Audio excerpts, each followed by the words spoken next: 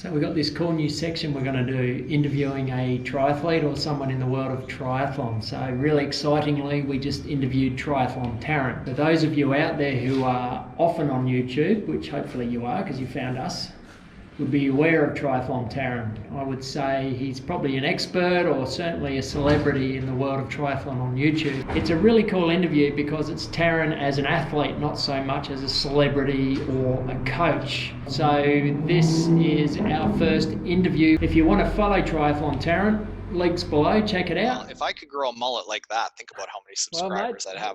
Holy there's shit. there's your challenge. Okay, that's the, well, yeah, if I can't make it to Kona, that's the goal for the year. Maybe start the mullet. Let's have a mullet off.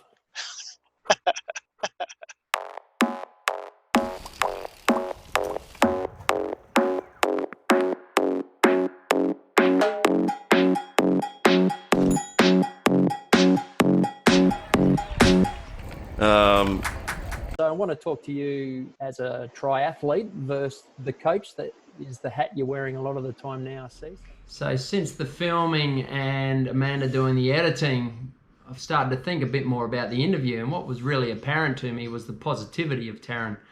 He's a guy who knows exactly where he is and where he wants to be. Now, you've got to remember, this is a guy who's been overweight with zero athletic ability, who's pulled out a 9:41 Ironman distance. Pretty impressive, and he wants to get down to a 9:10 to qualify for Hawaii, but in his mind he believes he can do it, and you know what, I reckon he can. When I asked him the question, where do you rate yourself from 1 to 10 as a triathlete, he came up with a 9 instantly. He knew where he was, and he's really positive, and I think we can all take something from that. So well done, Taren, good on you, mate. So Taren, how long have you been doing triathlon? I want to say that this is probably my 11th season. Okay. Yeah, started out with not a clue of what I was doing.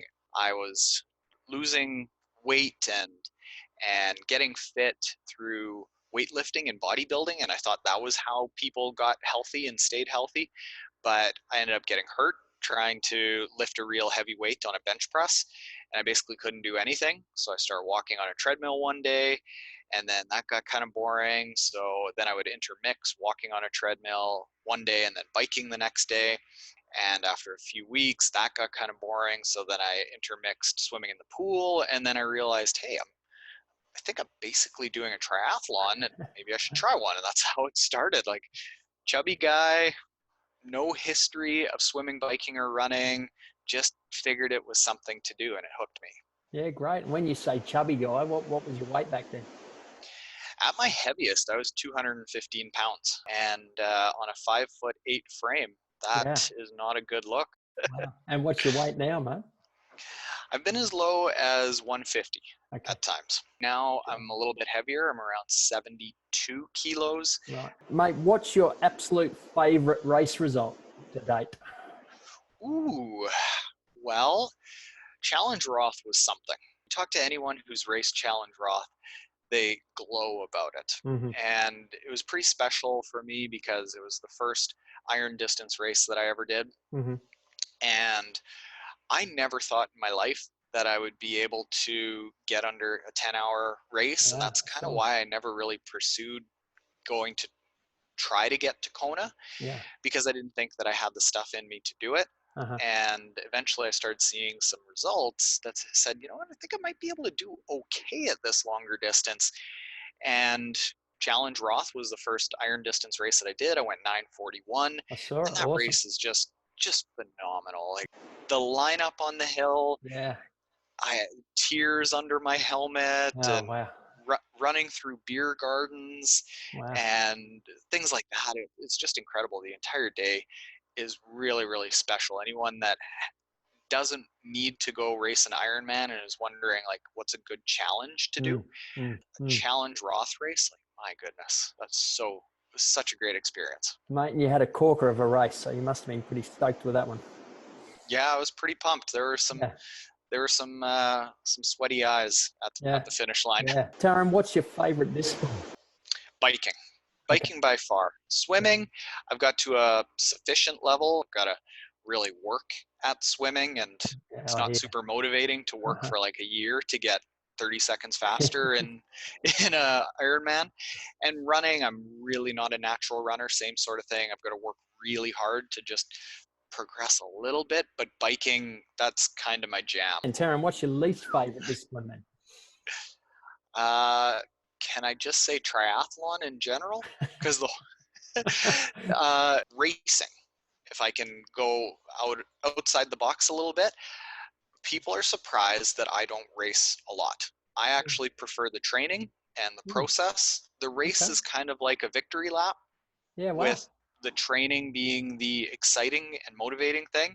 I really like a challenge that I can beat next week and the week after and the week after, and seeing progress instantly, whereas a race is kind of one time. So, mate, you've mentioned a few times this overtraining phase. You must have really gone hard. It wasn't really hard. What it was I decided that I was going to try to take triathlon training seriously.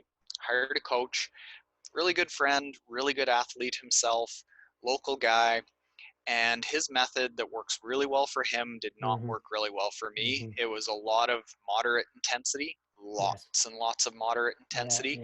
So nothing was ever too hard, but nothing was ever easy. It's interesting you say that his idea of training didn't suit you. It's very individualized, and I often see athletes out there who are on more of a group training session versus an individualized one, and they don't tend to cope with it. And exactly what you're learning about your athlete and what works for them.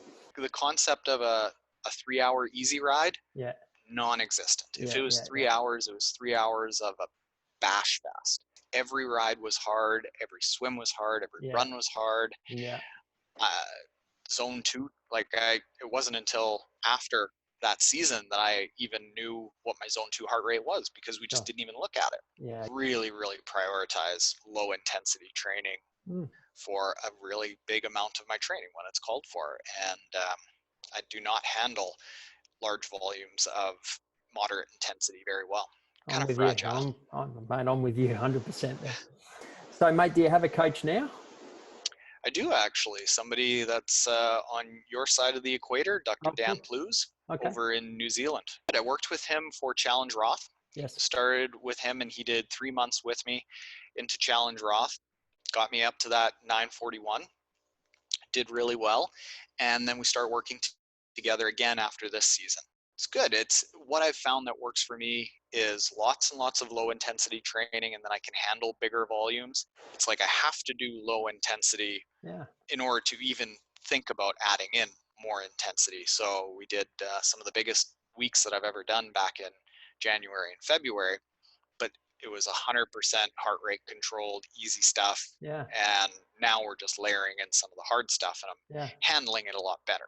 That's good. So 11 years and you're still learning what works for you, and that's I might figure it out one of these decades. Oh, well, if you know, mate, let me know. Would you rather be able to fly or be invisible? Oh, fly, 100%. Here's the next question. What's the earliest in the morning that you would train? So I tend not to be a early morning or late evening. Basically, if I am training at 6 a.m. or 6 p.m., something's gone wrong during the day. This time of year where it's snowing over there, I assume all your training's indoors. What I end up doing is probably about half the training indoors and then half the hours outdoors. The long bikes, I'll try to get out on a fat bike, one with the really big tires that down there you guys would probably see on the beaches. So I'll get out and do the long rides on that, and I'll do the low intensity runs as long as it's not colder than about minus 15. I know, eh? It's just wild to hear, eh? I don't even know what that means. So around minus 12, still running outside. And I'll do most of those outside, but the intense stuff, the key stuff, like the intervals, the brick runs, the times that I need to hit a specific interval or pace, I'll go into an indoor track or on Zwift. So it ends up being time-wise probably about half and half. Yeah, cool. What's your best 5 kilometer time? Running? Yeah. Well, PB, or personal best we call it here. I think it was unofficial, but I remember seeing it go off on my watch. I think it was an 1850. Oh, that's quick. Yeah, it wasn't a road race. Yeah. Road race, I think it was 1920. I think I've done a 5,000 meter on a track at around 1908, but on my watch once, I think I saw an 1850. That's pretty cool. That's pretty quick. Well done. So in triathlon as a race, if you had the choice, short course or long course? I really like the half Ironman distance right now. Yeah, I like it a lot because it's hard enough and fast enough that you can really rip it. Like you can get on the bike and feel like you're really working. And same with the run. Whereas in an Ironman, it's like 8 hours of a warm up and then an hour and 40 minutes of hell. And it doesn't really feel like you've worked much. Yeah, sure. So I like that half iron distance. And there's what's logistics to figure out, things like that. It's pretty fun. What's your best time in a half? I went 4:28 this September. You're going all right, mate. You're going very well, actually. So, I'm growing a mullet at the moment because I noticed that. It looks really good. All the cool 50-year-olds are doing. So do you think this will improve me as a triathlete? Let me ask you this. Are you a Speedo or Jammers kind of guy? Speedo.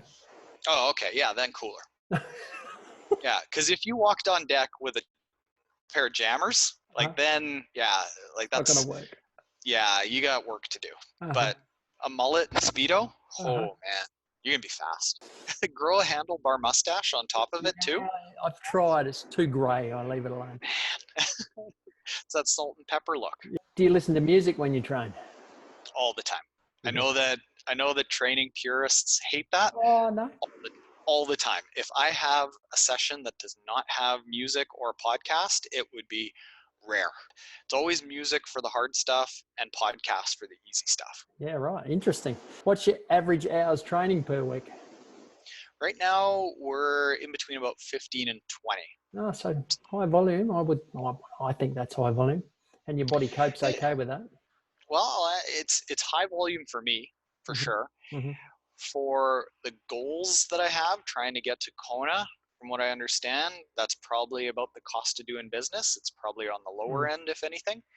We monitor very closely how well I'm absorbing the training or not. So I tend to, in that 15 to 20 hours, depending on how much threshold work we do, I can dip into feeling like dirt or I can handle it. So basically we kind of get me right to the edge of what I can handle. Sure. And go one step short of that. So do you ever miss a session? Never miss a session, but alter a lot of them. Well, I knew you'd say that. You don't seem like the miss a session sort of bloke. Before we get to a point of requiring to miss a session or giving a full day off, we'll take a run and maybe make it a half hour shorter. Sure. And 10 or 15 beats heart rate lower. Okay. We just kind of alter every few days. I would say every 10 days, there's probably been one session that we've altered. What's your running mileage per week? Ooh, good question. Let me think that one up. I do about 5 sessions per week. It's not super high. Okay.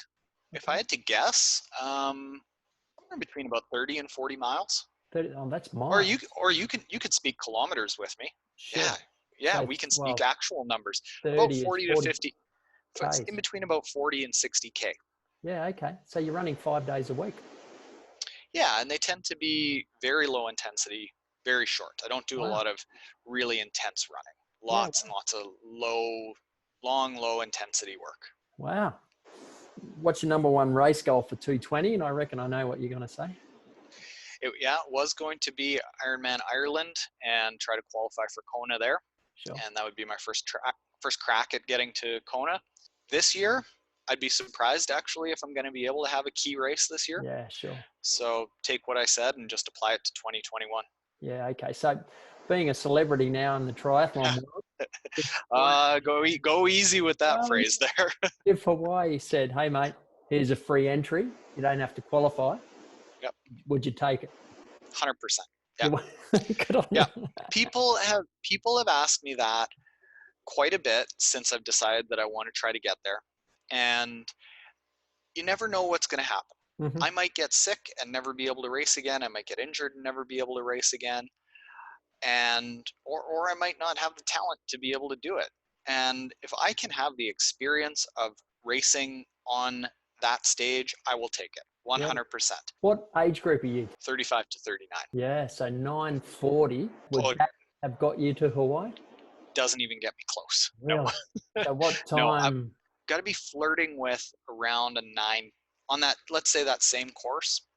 On the same day, I've got to be flirting with around a 9:10 to 9:20, somewhere thereabouts. Yeah, Vicious, it's isn't it? pretty horrendous. Wow. So you got 30 minutes to find. What's the breakdown of your perfect race? A 9:10. What's your swim? Okay, perfect race. I think it's I'm just going to say numbers here and hopefully the math works out. It's a 60-minute swim and then a 4:40 ride and then a 3:15 run, which gets me to, once you include transitions, 9 to 9:05. That's like my perfect race. What's the ultimate race in the world of triathlon? The Norseman comes to mind. Oh yeah, Yeah, that's insane. Yeah. yeah, Okay. the Norseman definitely comes to mind. Yeah. Okay. Frankly, I don't know if there are any Ironmans that really stand out because they've all been designed for easy logistics, and difficult logistics are more, I feel, what makes a really unique race. How did you get into curling? Somebody's done their homework. I got into curling because my parents were curling, and I was like a rink rat. So they would go and play, and I would just go and sit behind the glass and watch and read and just do whatever. And it was so boring. Like as a kid, 2 hours feels like 5 weeks. So eventually I just started going, and if there was an open sheet, they're called, like a lane, I would just go and slide up and down and play around and throw rocks at nothing. And when I was 9, my dad said, "Hey, I heard at the country club that a couple kids dropped out of the junior program. Do you want to try?" And yeah, I got into it, and so started playing competitively when I was about 13 or 14, and did that right up until 5 years ago. Okay, next question. On a scale of 1 to 10, 10 being the highest, where do you rate yourself as a triathlete? Oh, 30. Oh, Way up there. I'll just go to kind of what's easy, like where do I place relative to the field in my age group. I'm usually in the top 5 or 10%. So I would say like a 9 out of 10. Certainly not because I'm at all talented. I'm not a talented swimmer, biker, or runner naturally. I had to work at it all. And it's been 11 years. And I started out with doing a over 3 hour Olympic distance and uh-huh. didn't really have any breakout seasons where I made huge jumps that I just tapped into some ability that I had. Just slowly, year after year, kind of worked my way up from being top 30% in the field to top 20 to top 15 to top 10, top 5. So yeah, I would just say like 9 out of 10. And I'll probably never get to that 10 out of 10 because I'm not genetically that kind of person. Do you believe in sex the night before a race?